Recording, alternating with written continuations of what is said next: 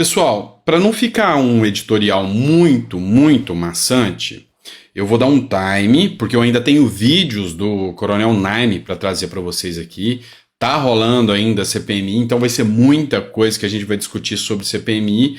Mas assim, para não ficar sempre maçante, falando a mesma coisa, pondo vídeo, fazendo react em cima dos comentários, dando nosso ponto de vista jurídico, filosófico aqui, a gente vai mudar um pouquinho e a gente vai falar agora, mas tecendo alguns comentários. Vamos entrar na pauta da CPMI aqui, mas a gente vai falar de outras coisas também que estão acontecendo no Brasil ao mesmo tempo, combinado? Então, bora pra cima. No próximo editorial, talvez eu comente sobre a CPMI e traga algum trecho do vídeo do Naime, mas a gente vai falar porque foi uma grande vitória da oposição contra o governo, porque já está começando a reverberar, inclusive na mídia, como eu disse, aquelas pílulas de sanidade a mídia de vez em quando tem, e a fala do Naime foi impressionante, tá? Vamos lá, bora entender aqui. Matéria do UOL, foi o Kim Kataguiri, que é deputado federal, quem reverberou essa matéria. Polícia Militar do Distrito Federal, a que fez a atuação, e ontem acabou qualquer dúvida se havia ou não omissão da Polícia Militar do Distrito Federal, que mostrou que atuou e fez o dever de casa, com exceção do que o Naime mostrou e chamou de, vamos dizer assim, uma lacuna, que ficou um apagão que aconteceu. Então, os policiais militares, eles acusaram que foi o Exército que se recusou a combater a invasão do Planalto em 8 de janeiro. E vamos lembrar que o Exército está incluso ali dentro o GSI do nosso saudoso general Gonçalves Dias, que foi indicado pelo Lula. Então aquela narrativa de que pegou o barco andando, que o Capelli trouxe, não está colando mais. E as informações que são esposadas aqui começam a mostrar isso. Olha só o que o Kim Kataguiri falou.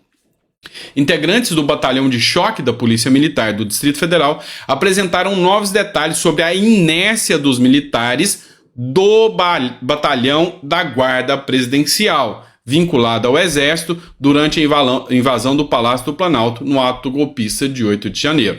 Os relatos constam de depoimentos e relatórios produzidos pelos PMs, que atuaram diretamente nos combates aos golpistas. Então, a partir dessa nova matéria agora que saiu no UOL, a partir da oitiva do Naime ontem, e olha só, o jogo virou. Porque agora a versão do outro lado está sendo exposta. O governo tentou usar uma estratégia que seria blindar os seus e fez bem, porque a gente já mostrou que há uma, vamos dizer assim, incompetência muito grande por parte daqueles que atuaram com o governo. Tanto é que a oitiva do Gonçalves Dias foi vexatória lá na Câmara do Distrito Federal. E aí ele tentou blindar, escondendo, só que ele não contava com a efetividade dos que estão sendo ouvidos. O Silvinei Vasquez, que era o diretor da Polícia Rodoviária Federal, deu um show à parte. Ontem, eu achei que foi muito mais esclarecedor do que a oitiva do Silvinei Vasquez.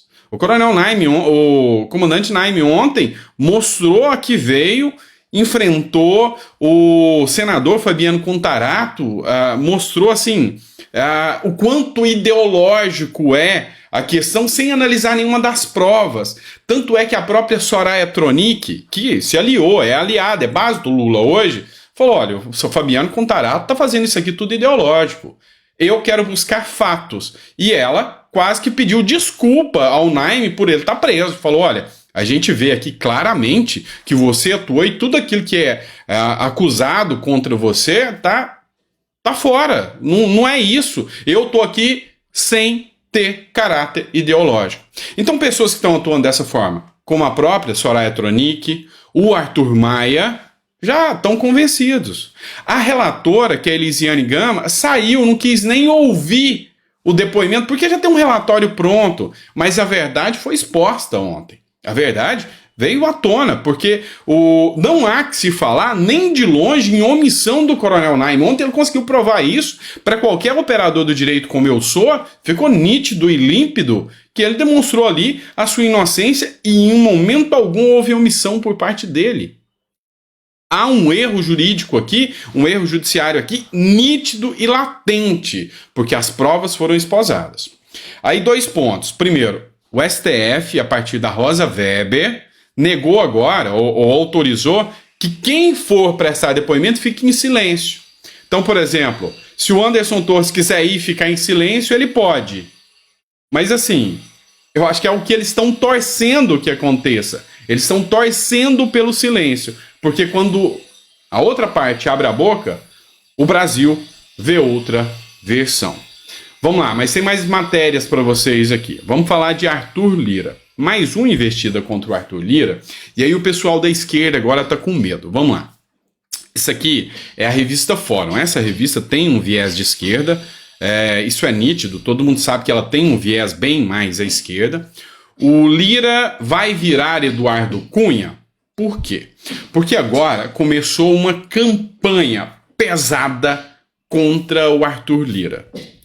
Não que eu esteja com dó do Lira e eu ache que ele não fez coisas erradas. Não é essa a minha linha de raciocínio. Ele tem o direito à dúvida, tem o princípio da presunção de inocência, mas vamos lá. Só que a Polícia Federal agora começou a ir atrás do Lira. Encontrou-se documentos que tinham ligados ao Lira, que tinham nomes vinculados ao Lira, de pagamentos, de propina, sobre o caso dos kits de robótica. Descobriu-se agora que o filho do Lira fazia negociações com planos de saúde e que prestava assessoria. E essas empresas assessoradas por ele movimentaram 34 milhões de reais. Descobriu-se agora que a madrasta ou alguém da família do Lira, se eu não me engano, a madrasta, alugava um prédio para o PP com dinheiro público. E aí começa a se buscar, olha, o quanto o Lira está se beneficiando com o dinheiro público. E assim, não é só de cá. A imprensa também está descobrindo que, inclusive, o Silveira, que é ministro do Lula, aumentou o seu patrimônio depois que entrou na política 33 vezes mais.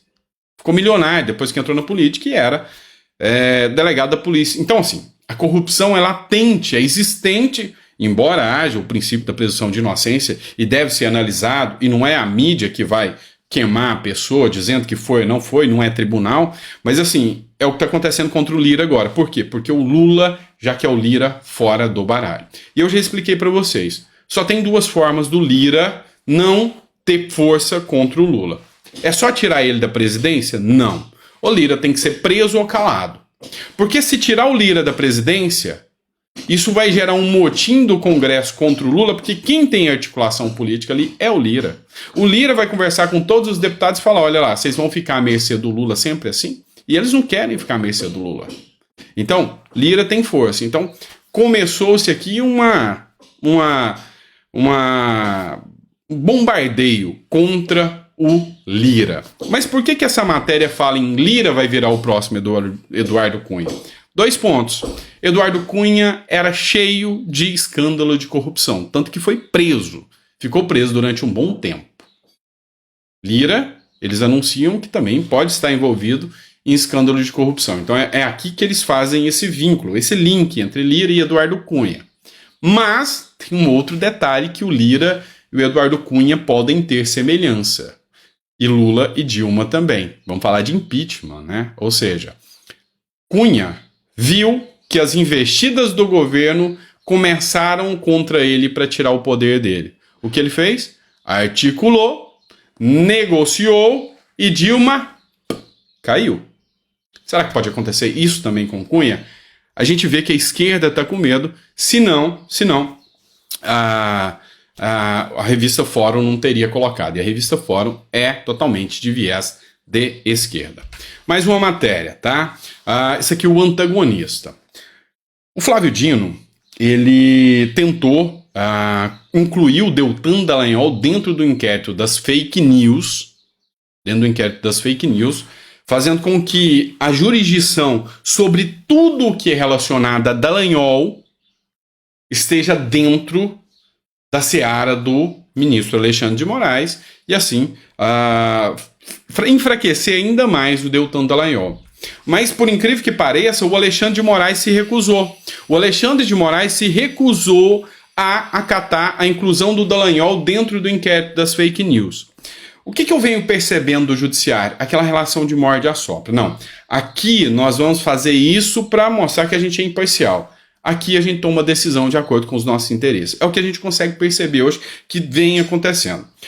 O delegado Zucco, Coronel Zucco, o Coronel Zucco, que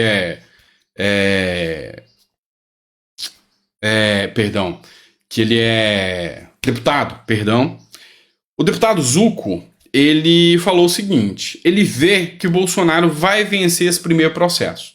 Embora o Dino já falou, não, o Bolsonaro vai perder. Mas o Coronel Zucco acha que o Bolsonaro vai vencer. Por quê?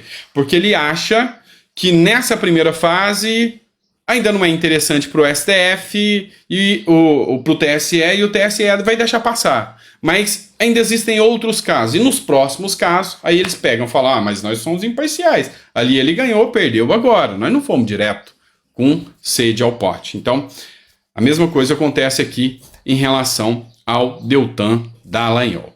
Vamos lá, mais uma matéria para vocês aqui. Toda vez que você chegar no posto de saúde e não tiver medicamento ou remédio para você, lembra que um cubano está usando o seu medicamento.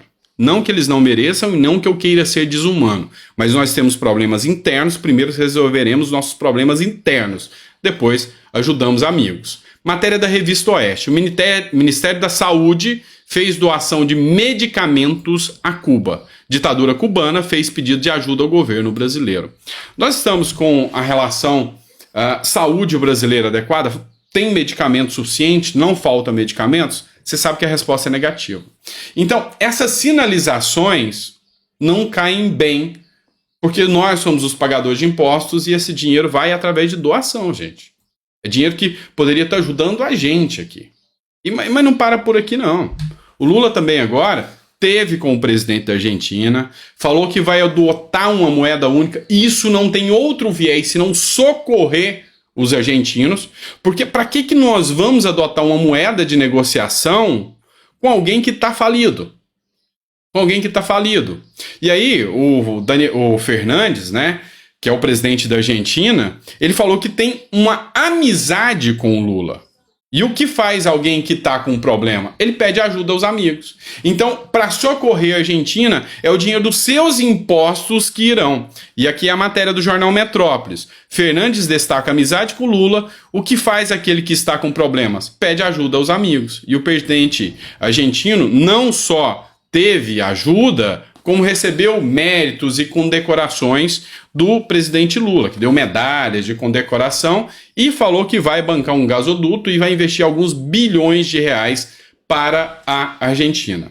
E aí a possibilidade era o Senado barrar isso, mas não vai acontecer. O problema da Argentina é de toda a América do Sul, diz Pacheco, sinalizando que nessa relação de liberação de verba, se o Senado precisar atuar, ele vai estar do lado do Lula e do presidente argentino. É isso aí, pagador de impostos. Cuba, Argentina e Venezuela, Nicarágua, enfim. Estou vendo que o Lula não está governando para os brasileiros, tá? Mas para outros povos.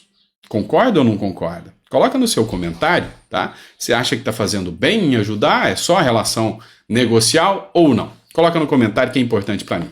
Grande abraço, fica com Deus e até o próximo vídeo.